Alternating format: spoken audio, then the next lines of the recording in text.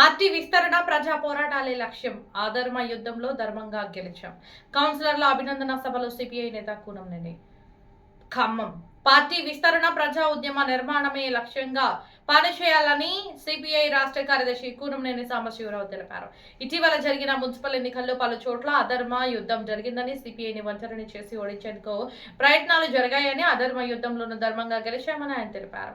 CPI పక్షాన ఎదులపురం వైరా మున్సిపాలిటీలో గెలుపొందిన కౌన్సిలర్ల అభినందన సభ శుక్రవారం సిపిఐ కార్యాలయంలో జరిగింది. దండి సురేష్ అధ్యక్షతన జరిగిన సభలో కూనంనేని మాట్లాడుతూ, కమ్యూనిస్టు పార్టీ సుదీర్ఘ ప్రయాణంలో ఎన్నికలు ఒక భాగమని, ఇటీవల జరిగిన పంచాయతీ మున్సిపల్ ఎన్నికల్లో కాంగ్రెస్ పార్టీ పొత్తు ధర్మాన్ని పాటించలేదన్నారు. రాష్ట్ర వ్యాప్తంగా 41 చోట్ల మున్సిపల్ కార్పొరేషన్లు విజయం సాధిస్తే అందులో 30 స్థానాల్లో సిపిఐ వంచనగానే పోటీ చేసి గెలిచిందన్నారు.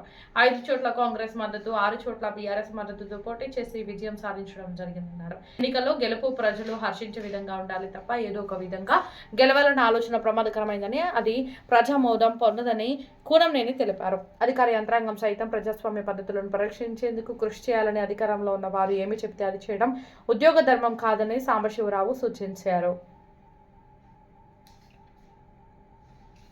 రానున్న స్థానిక ఎన్నికల్లోనూ పట్టుదలతో పనిచేసి విజయం దిశగా పార్టీని నడిపించాలని ఆయన కార్యకర్తలకు, నాయకులకు సూచించారు. ఎదులాపురం మున్సిపాలిటీలో గెలుపొందిన దండి రంగారావు, మామిళ్ల శ్రీనాథరెడ్డి, దండి శ్రీజ, వైరా మున్సిపాలిటీలో గెలుపొందిన నల్లమూతు శైలజను కూనంనేని ఘనంగా సన్మానించారు. ఈ కార్యక్రమంలో సిపిఐ జాతీయ సమితి సభ్యులు భాగం హేమంతరావు, రాష్ట్ర control commission chairman Mohammed Maulana, జిల్లా సహాయ కార్యదర్శి జమ్ముల జితేంద్రారెడ్డి, రాష్ట్ర సమితి సభ్యులు ఎర్రాబాబు, కొండపర్తి గోవిందరావు, బీజీ క్లెమెంట్, రామ్మూర్తి తదితరులు పాల్గొన్నారు.